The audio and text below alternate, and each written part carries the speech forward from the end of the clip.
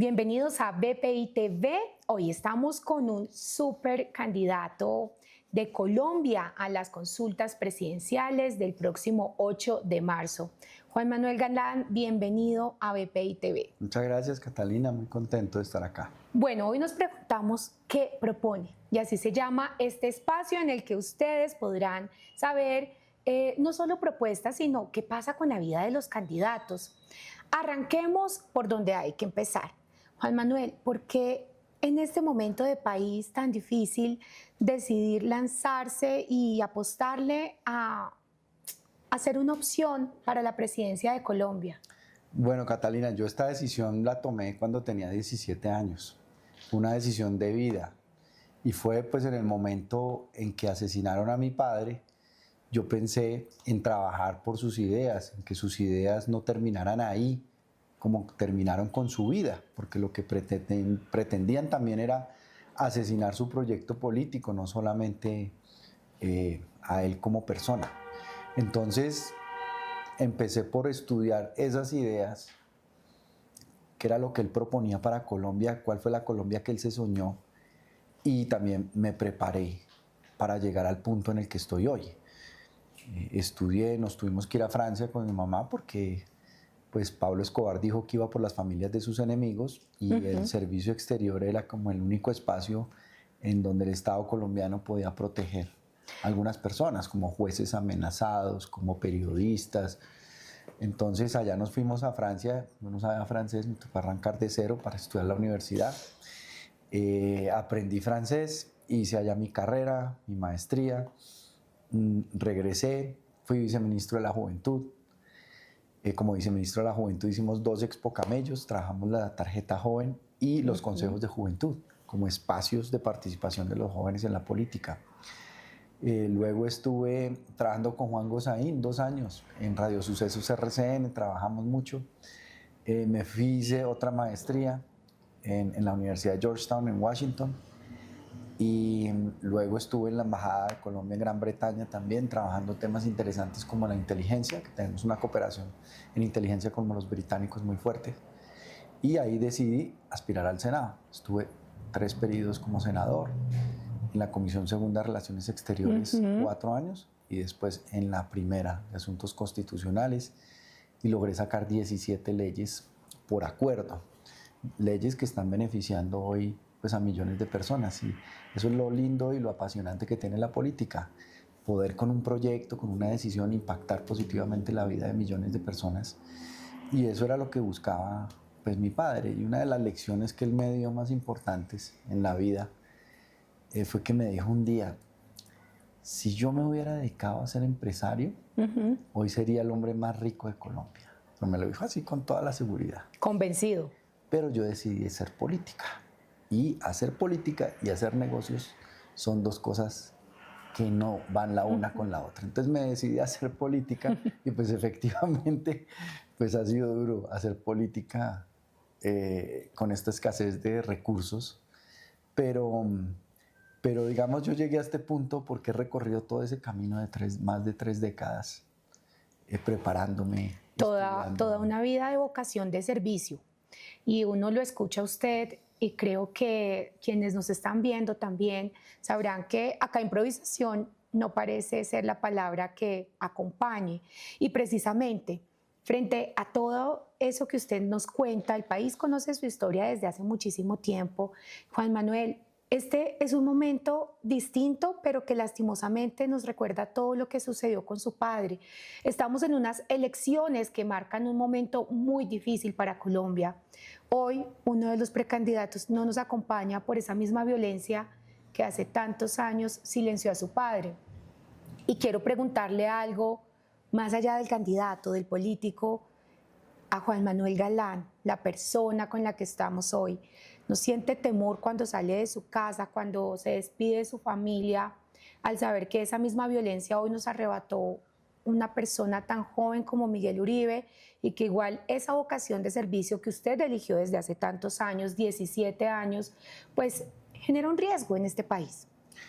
Pues sí, sin lugar a dudas, también yo pienso en mis hijos. Yo no quiero que la historia se repita y que mis hijos crezcan. Además, mis hijos tienen una edad muy parecida a la que yo tenía, cuando perdí a mi papá. Mi hijo Lucas tiene 18 años recién cumplidos. Mi hijo Manuel acaba de cumplir 23. Entonces está en una etapa de la vida que en la que yo estaba cuando perdí a mi papá, en donde más falta le hace a uno el papá. Porque uno... La juventud. Exacto. Uno le consulta al papá muchas cosas, como mi hijo me consulta. Y yo trato pues, de orientarlo lo mejor que pueda. Entonces yo no quiero que esa historia se siga repitiendo, porque si algo se ha repetido en Colombia es esa historia de violencia. Una tras Parece de nunca acabar. Entonces, una de las cosas que yo más agradezco en esta vida es que mi mamá, cuando quedó viuda y quedó a cargo de nosotros, nunca nos inculcó ningún odio, resentimiento, deseo de venganza, todo lo contrario. Y eso hizo una gran diferencia en el caso nuestro. Claro, y en lo que buscan. Usted hablaba de esos hijos que tienen una edad que a veces uno dice es difícil. Y ha sido un hombre que desde el Congreso trabajó mucho por esa juventud. Juan Manuel, hoy en día, ¿cuáles son esas oportunidades? ¿Usted qué propone a estos jóvenes que están pensando en votar en la consulta y que lo ven como una opción? ¿Cuál es esa propuesta distinta para los jóvenes? Pues mira, Catalina, yo este tema de la juventud, desde que fui viceministro de la Juventud, de acuerdo, lo he tenido rondando en la cabeza y pienso mucho en eso. Y lo que he pensado en este tiempo es que los jóvenes son los que están muriendo violentamente en Colombia. Los jóvenes son los que están siendo reclutados por las estructuras criminales, los que están involucrados con el narcotráfico, los que están muriendo en los accidentes de tránsito en las calles, en motos, en bicicletas, en las carreteras y las calles de las ciudades. Son los que tienen ansiedad, depresión, se sienten con problemas de salud emocional y salud mental. Sienten que ya no tienen certidumbre de nada. Antes, una generación anterior, a uno le decían, mijo, estudie porque eso a usted le va a abrir las puertas y le va a garantizar muchas oportunidades en la vida. Eso ya no es cierto. Entonces, claro, todo ese conjunto de cosas me hace pensar que el sector menos representado políticamente son los jóvenes, porque a veces son los que menos se interesan por la política. Entonces yo sí creo que llegó la hora de convocarlos, de hacerles un llamado a los jóvenes a que vengan a poner la cara y a participar en la definición de las políticas que los afectan.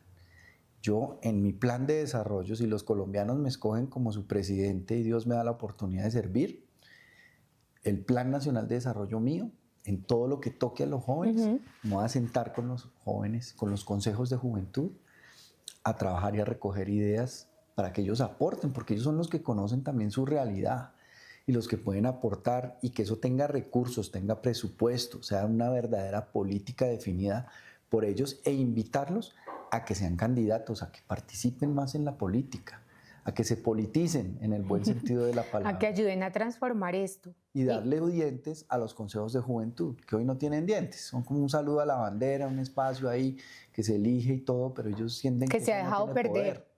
Exacto. Entonces hay que seguirlo promoviendo, pero hay que darle poder. Es decir, que los alcaldes, los gobernadores y el presidente obligatoriamente se sienten con ellos a trabajar en la definición de todas las políticas que impactan a los jóvenes. Eso haría yo en mi gobierno. Mire, me hace pensar usted una cosa, y acá yo creo que hay muchos retos como país, ¿cierto? Nos podríamos quedar miles de horas hablando de todo lo que representa, ¿cierto?, ser un presidente, y después de, digamos que de un gobierno que no vamos a entrar a calificar, sino que ha sido un gobierno distinto. Me gustaría saber, si usted es elegido presidente, ¿qué es lo primero que usted dice? A esto le voy a poner la lupa, de esto voy a estar al frente y es mi primera decisión como mandatario. Bueno, la primera decisión es la conformación del equipo con el que uno va a gobernar. Y yo aspiro a contar con lo mejor de lo mejor, pero también lo que represente a toda Colombia en su diversidad. Que la gente sienta una representación en su gobierno, en la capacidad técnica, en la capacidad de ejecución, pero también en de qué territorio vienen, a quienes van a representar, en el buen sentido de la palabra, de lo que es la representación política. Y tener ese gobierno que inspire confianza, que la gente sienta que llegó un gobierno confiable, un gobierno que va a recuperar la confianza en las instituciones, en que la técnica vuelva a dirigir la institucionalidad, en tener Estado que no esté fragmentado como está el nuestro, sino interoperable, tecnológicamente avanzado, actualizado, en favor de los servicios y la calidad del servicio que se le presta al ciudadano. Ese sería un mensaje de esos nombramientos claves que es fundamental para no tener ministros cada 5 minutos o una canciller sin visa a Estados Unidos que no puede viajar. O funcionarios que no tienen títulos reales. O escándalos de corrupción, porque es que uno como presidente de la República y como responsable de una entidad, no solamente no puede robar, no puede dejar que roben tampoco. De acuerdo. En ese sentido, después de esto, la política, la bandera a la que Juan Manuel Galán le va a apostar, ¿cuál es? A pensar nuestro país a mediano plazo y sentar las bases en el próximo gobierno de esos proyectos de país que nos permitan materializar nuestra enorme riqueza que no la tiene ningún país del mundo. Y yo pienso en 8 proyectos de país. Podemos ser una potencia energética. Este país tiene agua, tiene gas en la tierra, gas en el mar, hidrocarburos, petróleo, carbón, tiene posibilidad de producir geotermia, energía eólica, que es la del aire, la fotovoltaica, que es la del sol. O sea, una cantidad de cosas. Puede ser un hub energético muy potente. Segundo, la industria nearshoring, que es lo que llaman poder llevar hacia cerca de los puertos nuestro tejido industrial. Tercero, la agricultura industrializada. Nosotros tenemos el trópico, que puede producir 3 cosechas al año. Eso es una ventaja gigantesca. Que no tiene, ya nos lo demostró Mato Grosso en Brasil. Cuarto, la infraestructura. En este país está todo por hacer en infraestructura. Eso puede ser un jalonador del crecimiento económico y la productividad impresionante. Quinto, la vivienda. Sexto, todo lo que tiene que ver con el turismo. Séptimo, la minería. Aquí hay oro, hay cobre, hay plata, hay cobalto, hay tierras raras. Una gran riqueza minero-energética. Y el último, la inclusión financiera, que es como ese puente que tenemos que construir entre la informalidad y la formalidad. Que la gente empiece a hacer historia crediticia, empiece a tener acceso a crédito, se libere del gota a gota. Si proyectamos eso 25 años hacia adelante, sentando las bases de una seguridad y estabilidad jurídica, no reformas tributarias cada 18 meses que cambian las reglas de juego para un inversionista, podemos traer grandes inversiones a Colombia que muevan la aguja de la economía, que nos hagan más productivos, que nos generen empleo, que nos generen también formación de nuestro talento humano en esas 8 vertientes que tiene el país. Esa es la Colombia que yo me sueño. Pues qué bien. Juan Manuel, vamos a hacer 3 preguntas muy rápidas para cerrar y de respuestas súper cortas, de respuestas muy rápidas. Yo quiero saber, cuando usted las personas lo ven en cualquier parte del país, recorriendo las calles, ¿qué es lo que más le dicen?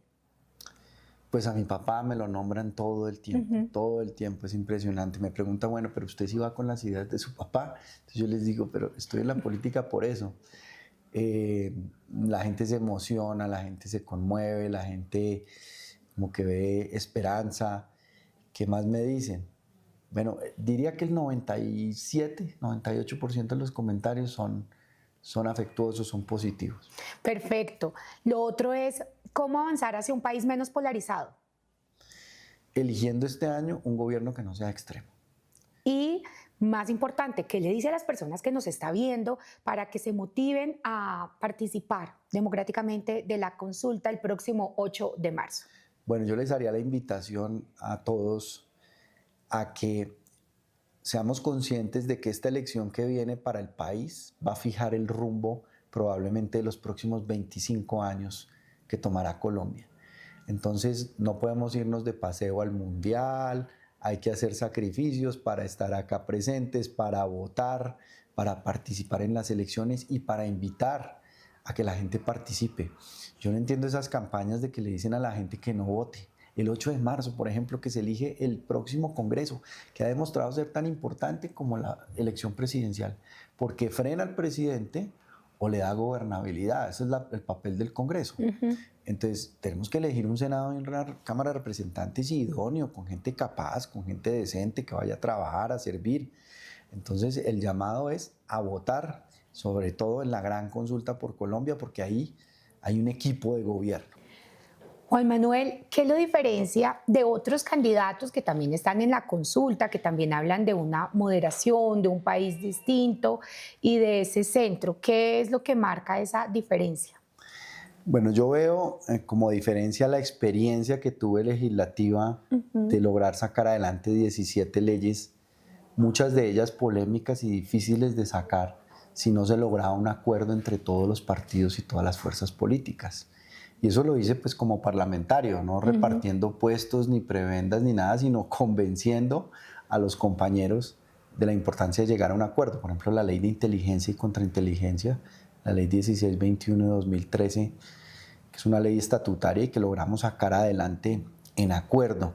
Entonces, hoy el país lo que necesita es construcción de acuerdos, es avanzar y superar esta polarización en donde estamos divididos los colombianos, estamos divididas en las familias, en los amigos, en todos los sectores, y Colombia tiene que encontrar un camino de unidad, pero no para que todos pensemos lo mismo, pensemos igual, pero sí para que nos pongamos de acuerdo en ciertas cosas que tienen que estar por encima de cualquier cosa, es decir, por ejemplo, el respeto de la Constitución, hacernos creer que la solución a Colombia es hacer una constituyente en un ambiente polarizado es lo peor que puede pasar, porque es que la Constitución es un gran acuerdo, no es para hacerlo cuando el país está dividido y está en confrontación. Entonces, la Constitución es una cosa que nos debería unir. El Estado de Derecho, la democracia. Es decir, si hay algo que con los hermanos venezolanos nos une, es la posibilidad de avanzar juntos en la construcción de nuestro destino y nuestro camino por la vía de la democracia, de las libertades, del respeto del Estado de Derecho. Y para Colombia es importantísimo que Venezuela recupere su democracia porque es una oportunidad gigantesca de intercambio, de crecimiento. Yo alcancé a vivir dos fenómenos. El fenómeno de los colombianos cuando se fueron a Venezuela en la década de los 60, de los 70 a buscar oportunidades, y los venezolanos nos acogieron a los colombianos. De acuerdo, sí. Ahora los venezolanos acá nos han enriquecido con su inmigración. Claro, a veces la gente ve pues, el tema del crimen y todo y lo califica con nacionalidad, pero por ejemplo en el tema petrolero y energético, en muchos sectores la inmigración venezolana nos ha enriquecido mucho. Y que adicional, hoy en día también están regresando los colombianos que se habían ido. Para ellos también debe haber unas oportunidades nuevas. Y me permite usted, hablando de todo esto, pensar en algo que no es menor. Juan Manuel, ¿usted siente que hay garantías en este momento para las elecciones en Colombia? Pues Catalina, yo siento de parte del registrador, Hernán Penagos, garantías. Y digamos de la institucionalidad electoral, ahí yo siento garantías. No siento garantías de parte del gobierno nacional, porque el gobierno nacional está haciendo política con el presupuesto. Por ejemplo, tienen un programa de salud a los territorios que nos cuesta a los colombianos 5 billones de pesos, que es para hacer empadronamiento electoral y simplemente llegar a las casas de la gente y recogerle los datos. Esos 5 billones de pesos podrían estar dedicados a entregarle los medicamentos a los enfermos de enfermedades huérfanas. Yo fui autor con Dilian Francisca Toro, en ese momento senadora, de la ley de enfermedades huérfanas, que le dio esperanza a miles de pacientes de acceder a un tratamiento, a un diagnóstico, a unos medicamentos que son carísimos. Se han muerto 1.500 pacientes de enfermedades huérfanas porque no les han entregado los medicamentos. Esos 5 billones deberían estar invertidos en eso. Entonces el gobierno pues realmente no da garantías y la paz total tampoco da garantías. Para allá iba. Una de las decisiones que yo tomaría el 7 de agosto es activar todas las órdenes de captura contra los miembros de las organizaciones criminales, recuperar las capacidades de inteligencia financiera, porque es que lo que sostiene a una organización criminal es la plata, son sus finanzas. Y casi que objetivos de más alto valor son los contadores que los cabecillas, porque los cabecillas son empleados que finalmente los reemplazan otros empleados, otros cabecillas, pero los contadores que tienen todo el mapa de quiénes son los testaferros, de dónde está la plata, de cómo la lavan, de cómo son las redes de apoyo logístico, de dónde están infiltrados, qué políticos están financiando para que lleguen a qué posiciones, en dónde se han apoderado del PAE, como el ELN, que se ha apoderado del plan de alimentación escolar.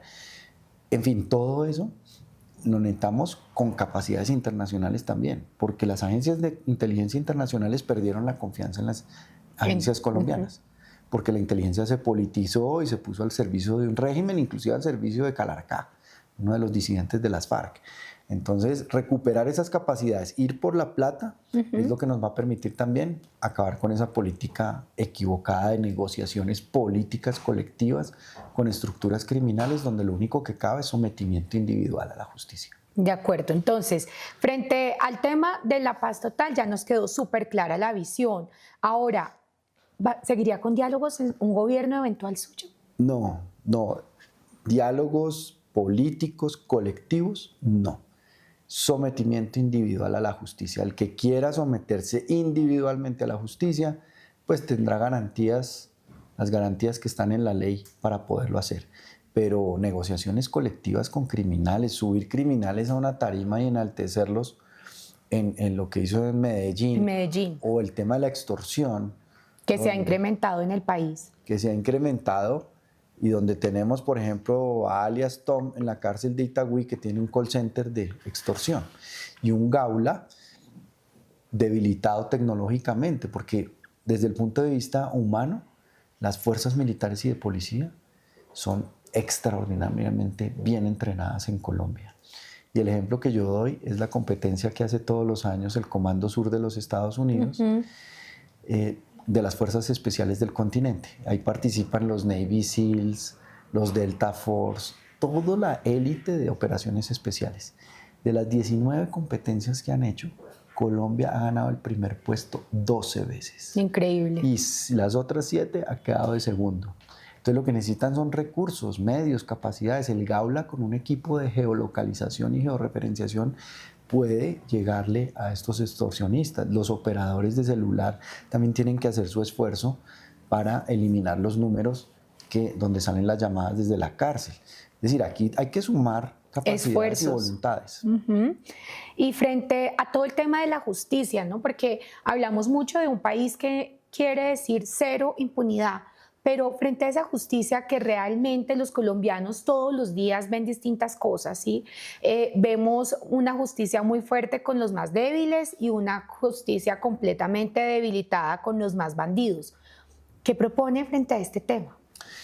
Pues efectivamente el problema grave que tenemos en Colombia es la impunidad, tasas de más del 90%. Pero hay una cosa que a mí me pasó que me ilustra también dónde está el problema. Yo me encontré con el fiscal de La Guajira. La Guajira es un territorio muy complejo, ¿no? De frontera. Donde pasan muchas cosas. Y le pregunté, bueno, ¿cuántos procesos tiene usted en su despacho? Me dijo, tengo 3.800 procesos en mi despacho y un auxiliar para trabajar, que lleva 6 meses incapacitado por razones médicas. Si nosotros no dotamos a la justicia de capacidades, porque estamos enfrentando estructuras criminales transnacionales, multicrimen, es decir, con un poder, o sea, el poder de Pablo Escobar era ridículo al lado del poder que hoy tiene el ELN. Para eso se necesita comisiones de fiscales de 15, 20 fiscales con dedicación exclusiva, especializados, con policía judicial, con tecnología, en línea con los jueces, para atacar el corazón de la estructura criminal. Si nosotros no dotamos de medios a la justicia, va a ser imposible poder reducir las tasas de impunidad. De acuerdo. Y muchas personas se preguntan, bueno, vamos a avanzar hacia esto con los temas de la justicia, que esto es realmente lo que puede transformar todo. Hoy en día Colombia vive una de las mayores catástrofes por lo que estamos viendo con toda la ola invernal, con todos los fenómenos. El país llora, es un momento en que de verdad necesitamos esa unión. Paralelo a eso, vemos políticos que, contrario a lo que usted hablaba de esos principios de diferenciar la política de la parte económica, no lo han entendido. Y hoy vemos una entidad como la Unidad Nacional de Gestión de Riesgo, que fue saqueada y que por eso hoy muchos compatriotas están sufriendo y no van a llegar esas ayudas en estos temas de desastres, de enfrentar realmente la crisis por el cambio climático. Pero con esta corrupción que nos carga, que la verdad los colombianos no sabemos qué pase, ¿usted cómo puede asegurarnos que esto va a empezar a transformarse? ¿Cómo vamos a empezar a ver llegar las ayudas? ¿Cómo vamos a empezar a ver que a las personas sí les lleguen los medicamentos? Que cuando pase algo como lo que sucede en este momento en Córdoba, si llegue todo donde tiene que llegar. ¿Cómo vamos a hacer eso en un eventual gobierno? Bueno, Catalina, yo pienso que la corrupción es una infección y el mejor desinfectante que existe es la luz del sol. La transparencia es que el ciudadano pueda acceder a la información del estado de la contratación y de todo lo que pasa. Pongo un ejemplo.